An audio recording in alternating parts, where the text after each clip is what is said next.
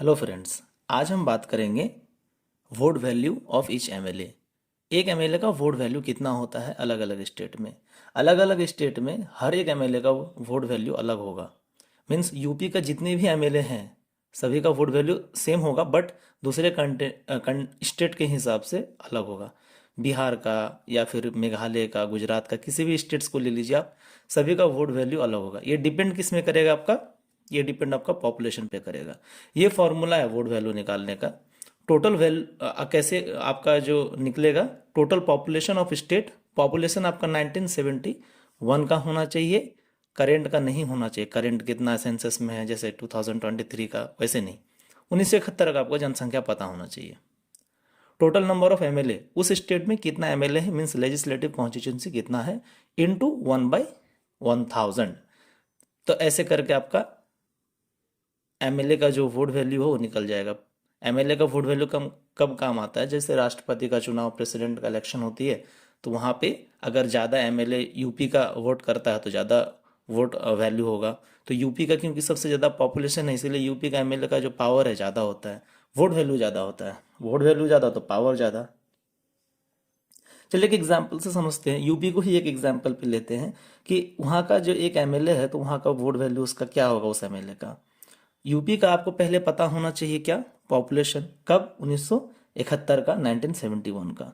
1971 में उत्तर प्रदेश का पॉपुलेशन कितना था?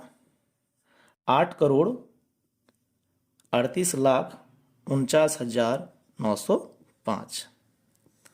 यूपी में एमएलए कितना है? 403 इंटू 1/1000। इसको अगर आप सॉल्व करेगा ना, तो टोटल निकलेगा आपका 208। मीन्स उत्तर प्रदेश का जो वोट वैल्यू है वो 208 होता है।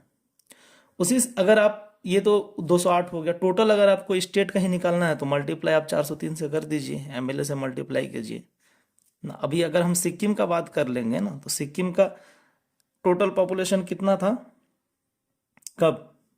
1971 में सिर्फ 2 लाख था, और 9,843।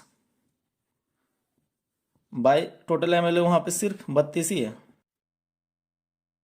इसको सॉल्व करेंगे तो सिर्फ 7 ही निकलेगा, सिर्फ 7 निकलेगा अगर सॉल्व करेंगे तो। मतलब कहाँ उत्तर प्रदेश का एमएलए का वोट वैल्यू 208 और कहाँ सिक्किम का 7। इंडिया में स्टेट ऐसा सिक्किम ही है जिसका सबसे कम वैल्यू होता है एमएलए का।